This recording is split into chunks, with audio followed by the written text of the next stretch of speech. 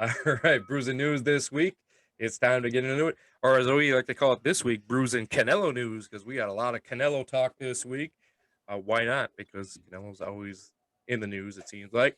First thing, big shock, boys. Canelo versus Plant is dead, apparently, because we can never get a fight 100% confirmed, even after they say it's pretty much all done. They're both apparently going to seek new opponents this fall. What do you guys think about this, Judge? We're going to start with you. I mean, are you shocked that this died, even though they said they're just getting the final things out of the way, or are they going to get this back on? They're just kind of both walking away from as a ploy against the other one. I mean, it could be from what I was reading before was that Caleb Plant was giving everything that Canelo wanted to him with every request, and some of the requests were starting to get kind of weird. And but he was like, "Yeah, we need the fight. I want the fight. Whatever you want, let's do it." And then something came back. I think what Plant wanted 10 mil to fight, and I don't know what the original money was. I just can't remember, but that's what some people are saying is what destroyed the fight was that. I don't know. It's usually with Canelo, he's pretty straightforward. Really no BS.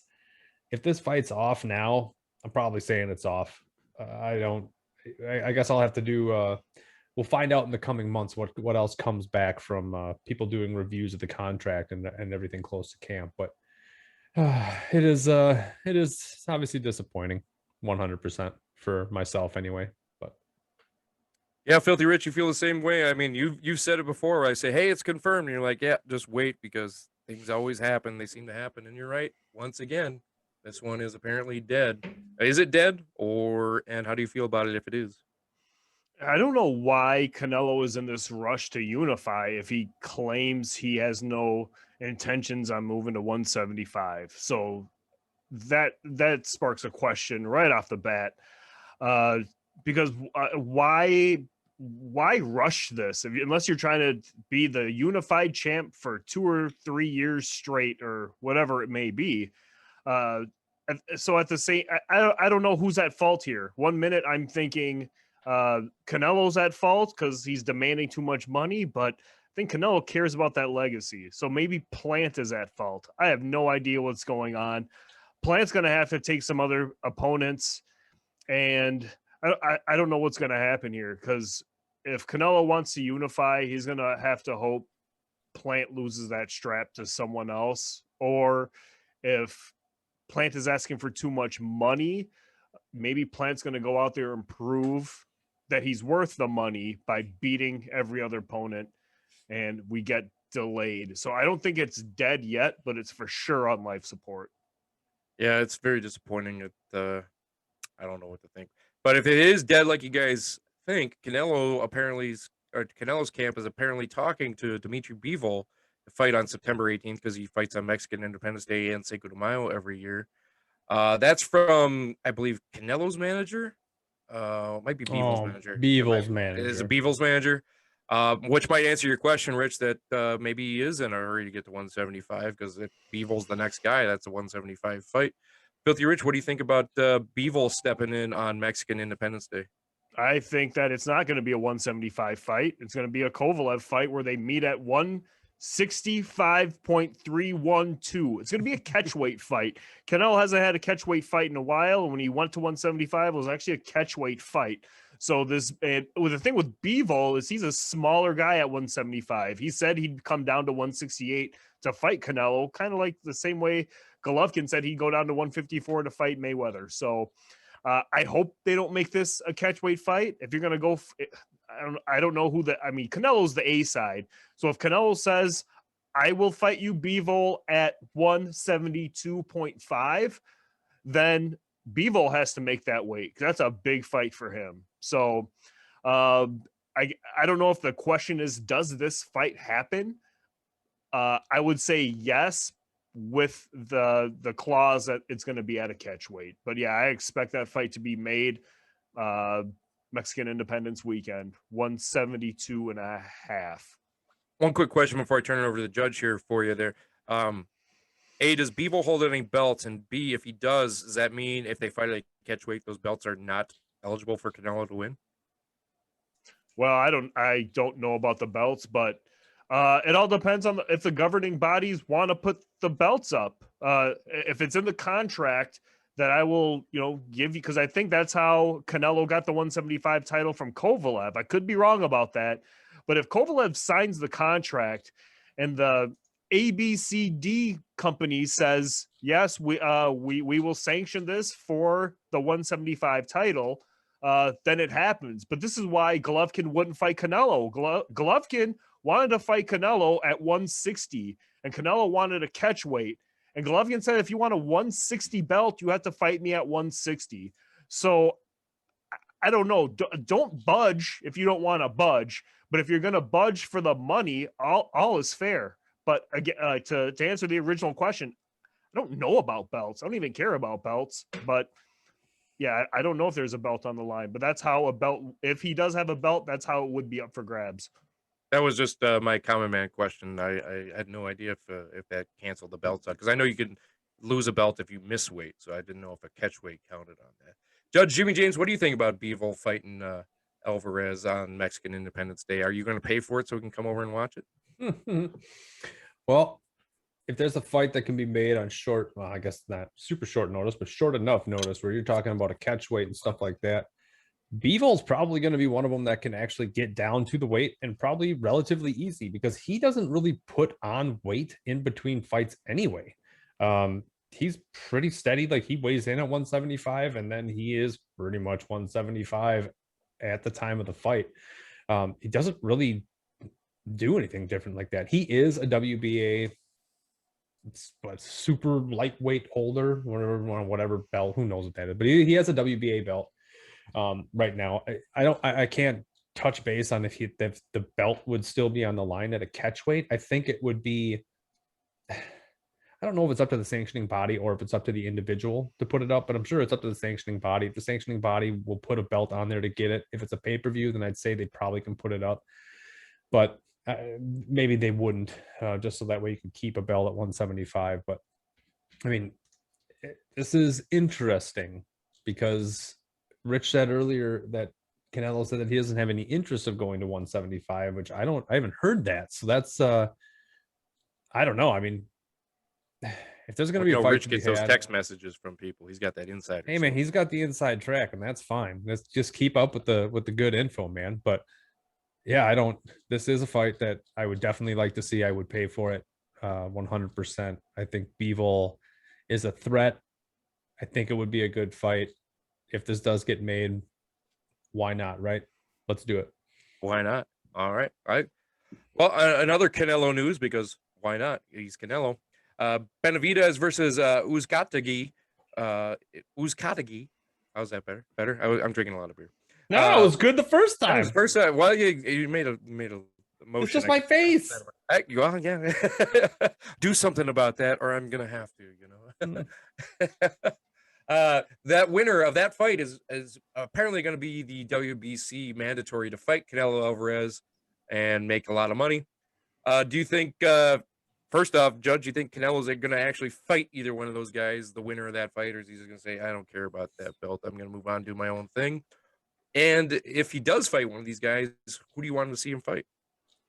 Well, this is, again, obviously going through some of the other stuff that was just said before. If he's not going to move up and he wants to stay at 168, then he's definitely going to have to fight one of these two, right? This fight is what, at the end of August? So there's not going to be, he wouldn't be able to make the fight for the mid-September. It just wouldn't be, well, probably highly unlikely. Actually, yeah. But if there were a fight to be made, if he becomes a WBC mandatory, Benevidez is the guy I want to see him fight 100%. Benevidez is the one that is young. He is going to be in the better spot, I think, to fight Canelo. Probably going to give him one of the better fights. Going to be more active, power puncher. That would definitely be the fight that I would want to see if it did come down to it, and that Canelo didn't have anything before that happened. Right on, Judge or Filthy Rich. What do you think about that? Is he going to fight either one of these guys? And if he does fight one of these guys, who's going to be the sacrificial lamb that you'd want to watch to fight to him? Because Canelo, we all agree that Canelo rolls over both these guys, correct? For the most part. I don't know about that. Do you think either one of these guys can beat Canelo? No, I don't think Uzcategi's not going to beat Canelo. Uzcategi's not going to be in there. So let's get that out the way right now. So Benevidez. So kids, go back and watch Uzcategui versus Andre Durrell and check out the melee during that fight. Pause this, go do that. No. Actually, when this is over, go ahead and do that. Andre Durrell versus Jose Uzcategui. Uzcategui's not going to win this fight against Benevidez. But here's the thing. Benevidez is a smooth talker. If Benevidez wants the money, he'll do all the promotion. That's one thing about these fights. I think Canelo is still hesitant on his English.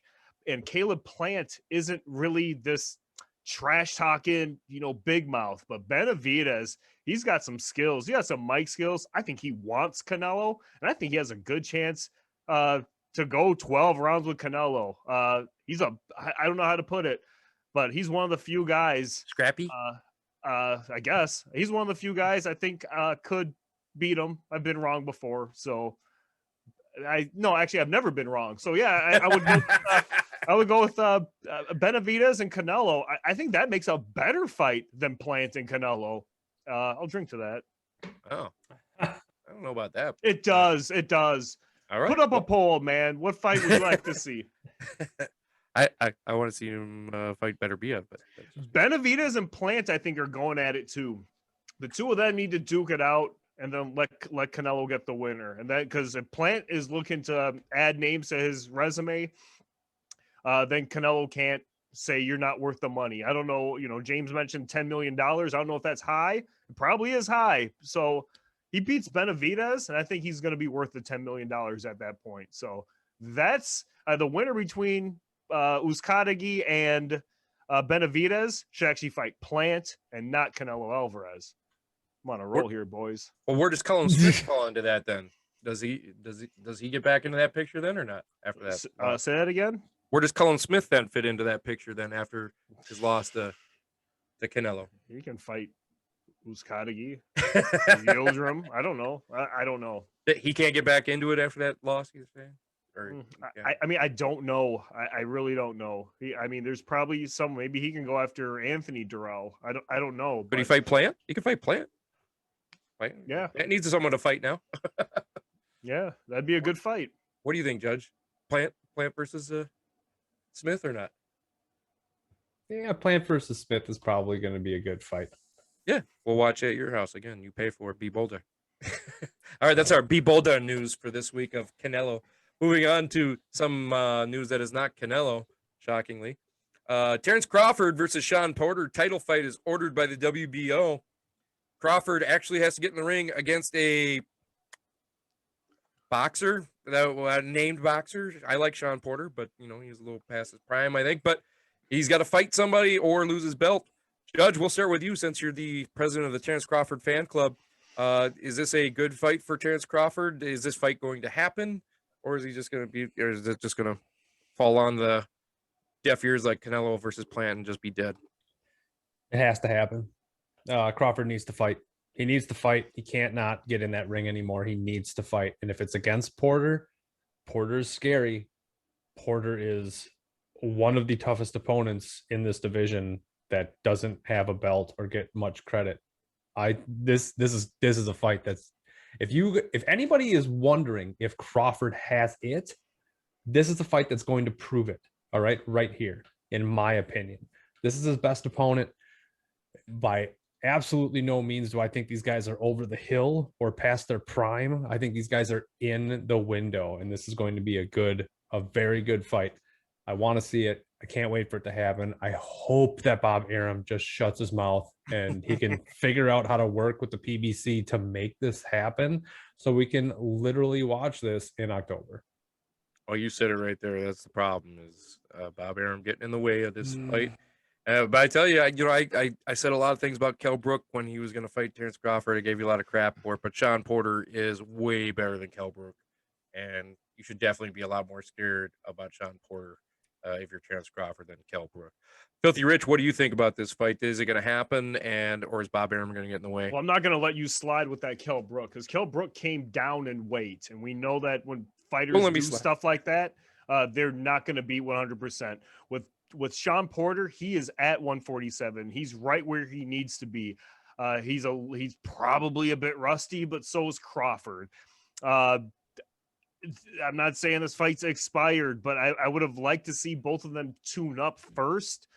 But this is going to be a good fight. The only thing I would say is, I'm tired of, and I think even Porter's probably tired of people referring to the old Porter versus this new, more polished Shawn Porter. But Porter 5 years ago, he was a tough fighter to figure out. At this point in his career, he's much more polished, and you know exactly what you're getting when you go into that ring. You had that fight with Thurman, which I believe it was Thurman. I thought it was a 6-6 fight. Did he fight Danny Garcia? Thought he and Danny Garcia fought. I could be wrong on that, but this is a good fight. This is a good fight for Shawn Porter. It's a good fight for Crawford. Let's just hope no one tests positive for anything crazy, whether it's substance or COVID-19. Both guys are at the weight they belong at. So I don't know. Let's just hope this doesn't delay Errol Spence versus Crawford, because I think we still need to see that. That was Danny Garcia, by the way, that he did fight with I'll drink to that. Steve Willis, one of my favorite facial referees, but he messed up the last time I saw him. Julie Letterman did that fight 115-113, which at least she wasn't ridiculous this time. It'll be interesting to see if he fights Errol Spence, or since he fought Errol Spence, if Crawford could beat him better than Errol Spence beat him. Errol Spence went the distance with him, right? With Shawn Porter. Shawn Porter went the distance. Yeah, that was a split decision, man. Shawn Porter got knocked down once. Okay. Still a split decision. Yeah, well, Steve Weisfeld's getting in there again, too, with a 111-116 in that one. 2 111-116s and a 115-112. That just seems like it's weird. All right, let's move on to another piece of news here. My guy, Triple G, and Murata are going to bypass their tune-up fights, and they're going to fight each other next. Triple G, I think he hears Father Time knocking on the door, wants to get some big fights under his belt before he hangs up the gloves. He needs some... he probably wants some big paydays, and Murata might be a big payday. Filthy Rich, is Murata a big payday for Golovkin? Are you happy to see this, or do you want Golovkin to fight a couple more, another small tune-up fight before Murata? I mean, this is going to be a good fight. My guess is the way that this is going to be worth Golovkin's time is that it will probably be in Japan, where Murata will be a huge home favorite. But I can't imagine how Golovkin fights someone else to make more money than he would Murata in Japan. So this is the best Golovkin can do money-wise and being safe. I think this is probably going to be a safe victory for him. Power to him.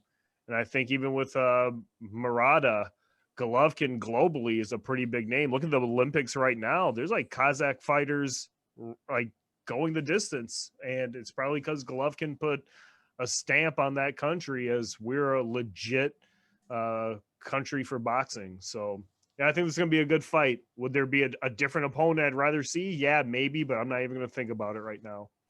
Well, the one other big money fight that I could think of would be either Charlo or Canelo. Those are the two that I can think of that would be bigger money fights, but Murata's a big money fight too. But yeah, Kazakhstan, I've heard, is a dark horse to medal in boxing this year as well too. So you're right on that. James, what do you think about Triple G, our guy, fighting Murata? You think it's a good idea for him or not? If you were his promoter, would you be doing it? Not my guy. How come it's you and James's guy? Why not my guy? Because you don't want to see him fight Canelo. Yeah, man. Look, this is going to be a good challenge, right? You're talking about a gold medalist, someone who, like Rich said, is very popular in Japan. Not too far away in age either than Golovkin is already. So I think it is a good fight.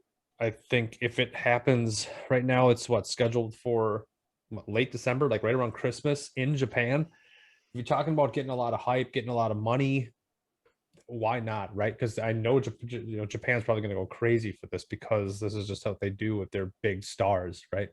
So I think it's a good fight.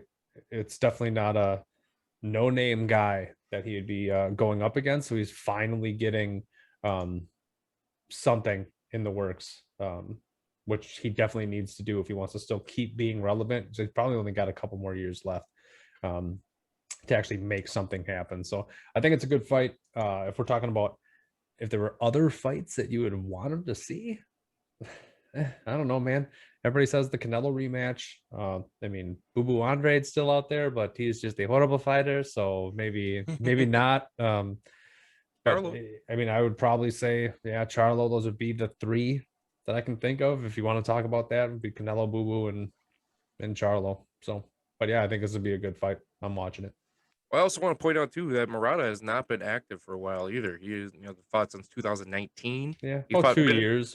Yeah, that's when he fought Stephen Butler in 5 rounds. But before that, he fought Minnesota's own Rob Brandt in back-to-back fights too. After Rob Brandt beat him in the first fight in 2018. But so it's been a long layoff for him too. I mean, he's got some ring rust. But when was the last time Gennady fought? Was that about 6 months ago when he fought Servmeta?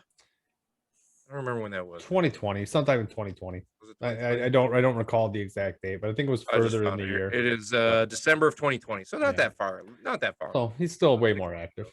Yeah. So, I think final question on this one: who do you got in that fight? Because I'm curious who you guys got in that fight. Triple G versus Golovkin. Golovkin, knockout, Golovkin. knockout or decision? I'm not worried about that now. We'll see if the fight even happens. Let's wait till December and make predictions. It's Christmas time. I'm going Christmas. It's a knockout. I'm taking Christmas off. I'm not going to be here Christmas. Christmas knockout in the 8th. I'm getting trashed on Christmas. I won't see you guys. I got your Christmas gifts in my nothing. I got them here. You've already started. You start Christmas Christmas right after early. Christmas is done. Dude, because he loves Christmas. He does. He Right. does. No, I don't. Did you watch last year's shows? Move Christmas. on. I brought you that Carry present. on. You were loving it last year. It was awesome. Yeah, he loves it. All He right. loves it. And he's going to be outside, watching this fight in the cold Jim's porch, watching it on the garage side. It's going to be great. Drinking Yeah, eggnog. drinking eggnog, singing Eggnog. Christmas carols. Eggnog with a little Mexican beer poured into it. Oh God. being real Boulder. Oh, I hope not. That made me sick. We that should. sounds We should move. But it would definitely keep you warm. All right, let's move on with this show. That's Brews and News this week. Gentlemen, good job this week. A lot of news this week, but hey, we've been off for 2 weeks. So there's a lot of news. So, all right, let's move on with the show.